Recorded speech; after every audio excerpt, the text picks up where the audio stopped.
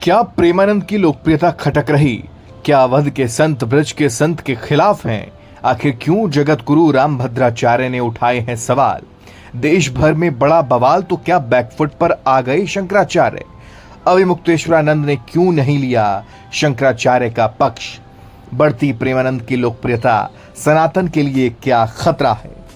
ये तमाम सवाल जहन में इसलिए आपके आ रहे होंगे क्योंकि कुछ दिन पहले एक पॉडकास्ट में वृंदावन के संत महात्मा प्रेमानंद महाराज जी पर पूछे गए सवाल पर श्री जगत गुरु रामभद्राचार्य की ओर से सीधा चैलेंज कर दिया गया कि मैं चैलेंज करता हूं कि प्रेमानंद संस्कृत का एक भी अक्षर बोल कर दे। बस उनका इतना कहना था कि देश भर में उनका ये बयान आग की तरह फैल गया और सोशल मीडिया से लेकर इलेक्ट्रॉनिक मीडिया तक संत बनाम संत की जंग छिड़ गई।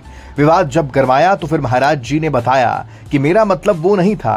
क्या सफाई दी रामभद्राचार्य जी ने, वो भी आप सुन लीजिए। मैंने प्रेमानंद जी के लिए कोई भी अभद्र टिप्पणी नहीं की है। वे मुझे मेरी दृष्टि में एक बालक को तो पुत्रवत है। मेरी अवस्था भी बड़ी है। एक आचार्य होने के नाते मैं सबको कहता हूं कि संस्कृत का अध्ययन करना चाहिए। आज जो सामान्य लोग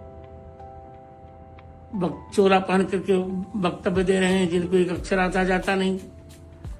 मैंने तो अपने उत्तराधिकारी रामचंद्र दास को भी कहा है कि बच्चे संस्कृत पढ़ना चाहिए और मैं सबको कह रहा हूं प्रत्येक हिंदू को संस्कृत पढ़ना चाहिए। प्रेमानंद या किसी संत के प्रति कोई भी गलत टिप्पणी नहीं की है और न करूंगा। अब जब भी प्रेमानंद जी मुझे मिलने आएंगे मैं निश्चित आशीर्वाद दूंगा, तो उनको हृदय से लगाऊंगा। उनके स्वास्थ्य के लिए भगवान श्री रामचंद्र जी से मैं प्रार्थना भी करता हूं।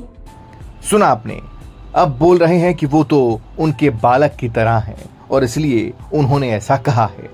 इसी बीच बागेश्वर धाम के धीरेन्द्र शास्त्री ने कहा कि जगतगुरु रामभद्राचार्य के मन में किसी के लिए कोई ईर्ष्या नहीं, वो प्रेमानंद महाराज से स्नेह करते हैं।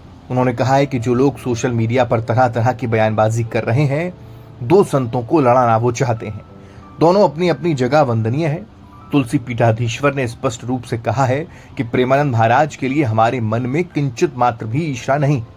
वे हमारे लिए बालक रूप हैं, जो वो जब भी आएंगे हम उन्हें गले लगाएंगे। इस बीच एक नई बहस छिड़ गई कि क्या वाकई भगवान को पाने के लिए ज्ञान जरूरी है या फिर भक्ति जरूरी है। कई बुद्धिजीवी संत बनाम संत मामले को भक्ति बनाम ज्ञान बता रहे हैं।